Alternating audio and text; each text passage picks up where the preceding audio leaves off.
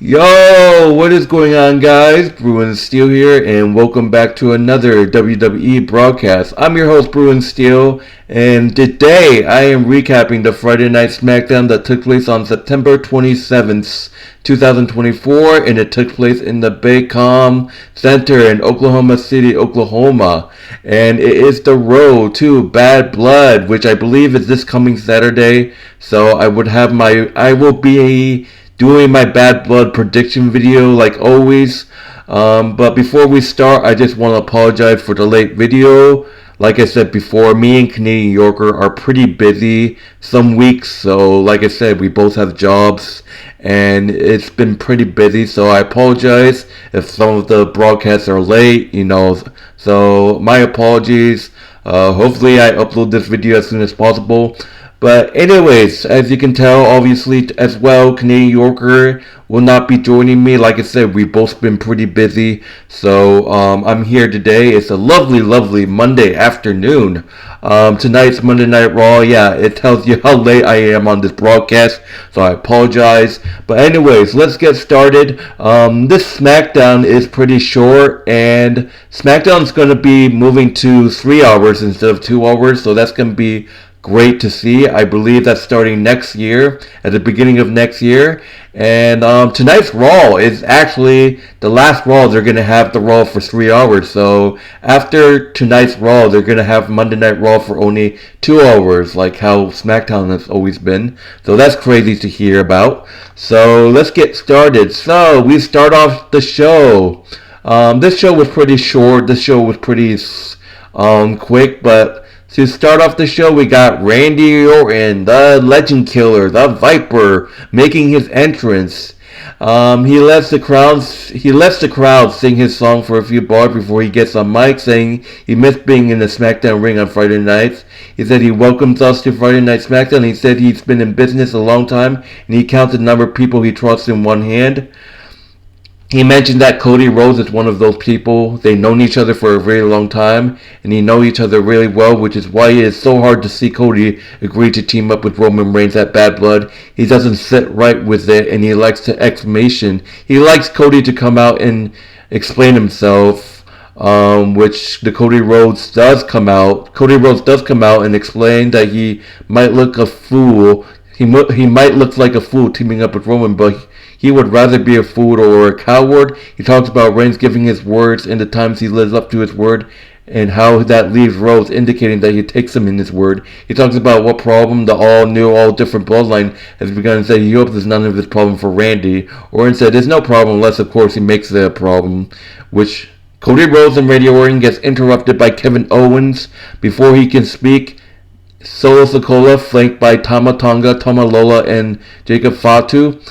Solo thanks the babyfaces for collecting themselves together and saving them the time to taking out individually and demands they come to acknowledge him.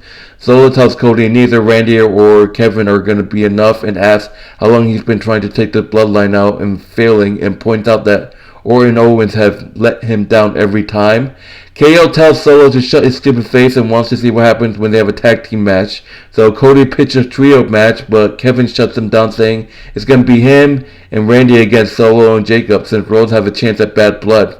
So that's just that. So just sharing my thoughts. This is an interesting, tough situation, obviously, because I just feel like Kevin or Randy, one of those two have to be turning heel, right?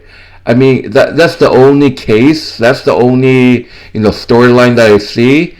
But I always thought maybe something's going on. Something is definitely up. I just feel like maybe we might see Cody Rhodes walk out on Roman Reigns, setting up that feud more with Roman Reigns and Solo. But we have to see what happens. We might actually see Kevin Owens or Kevin Owens or Randy Orton betray Cody Rhodes. They might actually, one of them, I think, Cody Rhodes or Randy, one of them might cost Cody Rhodes and Roman the match, honestly. I feel like that could happen, and after the match, I feel like Randy or Kevin Owens, depending on who it is, I feel like one of them is going to turn heel. They're going to turn their back. They're going to turn on Cody Rhodes, and I feel like maybe Maybe Roman as well, maybe. I don't know. They're going to just ignore Roman and turn heel. I feel like Kevin Owens is probably the person to choose to turn heel. I don't know, but we have to see what happens. But before we get into the first match, I want to talk about Nia Jax and Tiffany Stratton. Nia Jax is upset at the way her match went last week and that neither Bayley nor Naomi are gone. She betrays Tiffany for an explanation and gobbles her, so chokes her. And I'm like, oh my god, get your hands off Tiffany, man, my girl. Tiffany takes the brain and apologizes. Nia says if this ends bad for her, it ends really bad for Tiffany and acts like everything's hunky. So please, Triple H, make Tiffany Stratton a face now. It's just, I've been waiting too long. I think they're just gonna, I just feel like maybe Tiffany is going to be a face after she cashes in. No doubt, 100% Tiffany is definitely cashing in on Nia Jax. You know, you saw Tiffany's reaction. You saw Tiffany's face after Nia chokes her. Like, it is not looking good for Nia. Tiffany, she's definitely 100% cashing in on Nia. But let's get going. Let's talk about moving on to the first match of the Smackdown. We got a WWE Women's Championship #1 contenders match between Bayley and Naomi. Winner gets a shot at Nia Jax's title, the WWE Women's Championship, at Bad Blood. So this was a great match. You know, Bayley and Naomi, great friends. Naomi goes for a sunset flip off the ropes, knee sidestepped, bulldog connects this time. Naomi kicks up. Bayley with an elbow drop for some breathing room, charges in elbow. It went backs and forth. Bayley to belly connects. Bayley goes on top. I just don't understand how Bayley could win this way. Bayley hits the diving elbow drop on Naomi, and Bayley defeats Naomi by pinfall to set up a rematch against Nia Jax at Bad Blood, becoming the #1 contender to the WWE Women's Championship. So it was no doubt, I knew Bayley was going to win. So now we got a rematch from SummerSlam. We got Bayley versus we have Bayley versus Nia Jax for the women's title at Bad Blood. I can't wait to see it. I think Nia Jax, unfortunately, is going to retain. But like I said, I will have my Bad Blood prediction video this week. So I will definitely have a special guest. I don't want to talk too much about it. I will have a special guest with me. You'll see who it is. But Bayley defeats Naomi by pinfall with a diving elbow to become the #1 contenders for the WWE Women's Championship. So Nia Jax and Bayley going at it round 2. So that's going to be exciting. So yeah. Alright, so moving on to the next match. We got Andrade going 1-on-1 with Carmelo Hayes once again. Andrade leads 3-2 in this series, and it's great that Triple H is doing this feud because I just feel like Carmelo Hayes and Andrade, they have so much great chemistry together in the ring, and they just pull out the greatest matches ever. Like, they had some really great matches. I mean, except the cheating by Carmelo Hayes, and I wouldn't say it's cheating, but it's like he won by sneaky pins or whatever. But talking about this Andrade and Carmelo Hayes match, it went hot out the gates. Hayes trapping Andrade in the ropes and hammering him with punches, but Andrade steps off a deadly Valley driver on the apron. Andrade with a shoulder block, punches, ducks under Hayes, crossbody. Both men goes for a lateral, but both men wiped out. Codebreaker for 2. Andrade wipes him out with an elbow, kips him up, exploding out of the corner for the double knees. Hayes gets a big near fall. Jogging positions. Andrade getting the second try standing moonsault. Still no. But at the end, it was Andrade ducks and cracks him with a back elbow. Carmelo rolls to the floor, but LA Knight's here. Melo knocks Andrade into a knocking him off the apron. Carmelo Hayes gets the schoolboy pin on Andrade, and they're evening up the series at 3-3. Carmelo Hayes defeats Carmelo Hayes defeats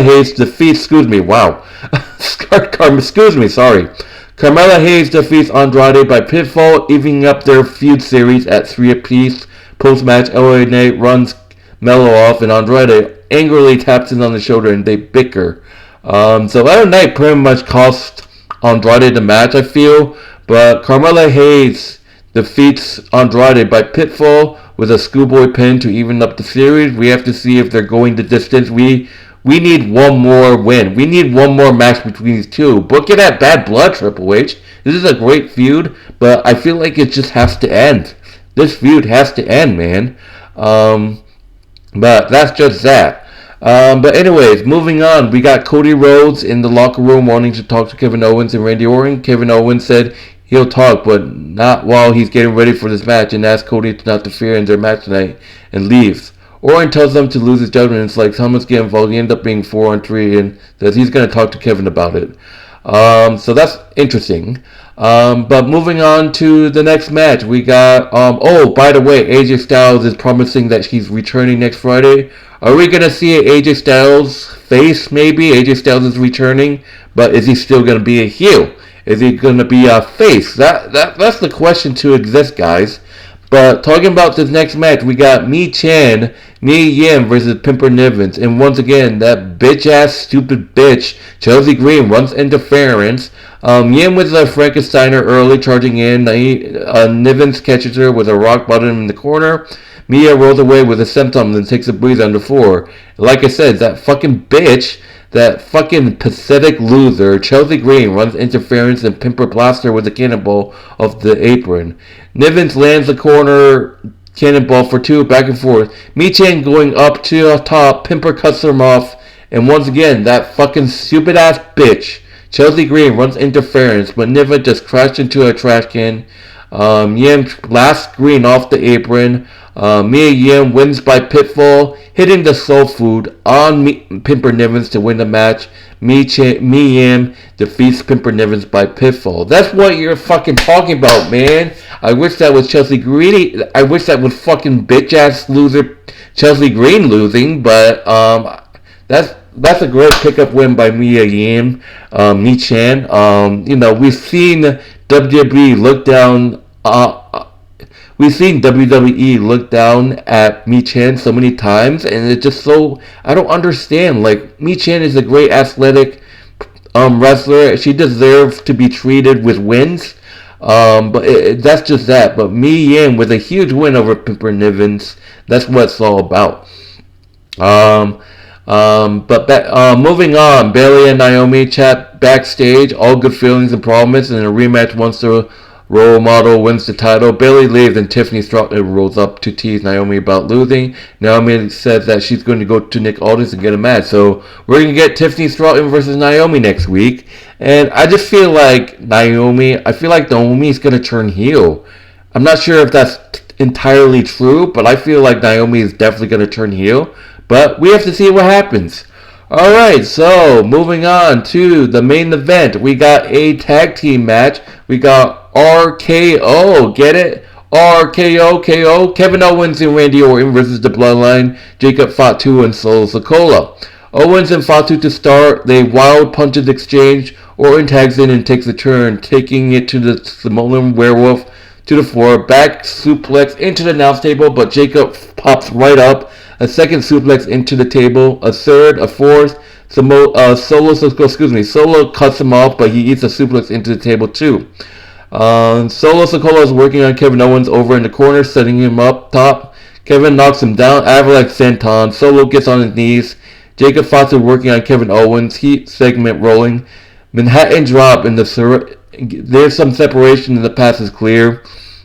Towards the end of the match, the Bloodline comes down and spinning Solo gets the near fall in the chaos. Cody Rhodes comes down. DDT plants Lola and he throws Tama inside and Orton drops him with the RKO. Match breaks down. Owens hits a stunner, but Rhodes gets thrown inside and referee is distracted. Solo takes advantage. The Bloodline wins by pinfall with a lateral press from Solo Sikoa and Kevin Owens. But then Kevin Owens gets pissed off at Cody Rhodes after the match. Randy Orton tries to play Peacemaker and they end up hugging it out. So, like I said before, Kevin Owens, I think, out of Kevin Owens and Randy Orton, it's so tough to say who is going to turn heel in this. Like, Kevin Owens is the most obvious. Like, Kevin Owens is the one that's making it more believable. Like, Kevin Owens has showed so many signs, more than Randy Orton, that Kevin Owens is going to turn heel. So the Bloodline defeats Kevin Owens and Randy Orton by pinfall, and that's pretty much the show, guys. So that would do it, guys. In terms of my grading of the show, I give this show a B minus. It was great, but I feel like there should be more. So I'm gonna give this. You know what? I'm just gonna give it a B. Sorry, a plain B. It was great. I just feel like there should have been more, but I'm giving this show a B. And that would do it, guys. But anyway, guys, that would do it for my broadcast. Thank you guys for watching. My name is Bruin Steel, and once again, I apologize for the late video. And as you can tell, like I said, Canadian Yorker couldn't make it. Be sure to check out Canadian Yorker's YouTube channel. His YouTube link will be in the description of this video, as well as our WWE Wrestling Bros channel, our wrestling channel. The link will also be in the description as well. And yeah, that will do it, guys. Thank you guys for watching. My name is Bruin Steel, and I hope you guys enjoy the rest of your day. See you guys later.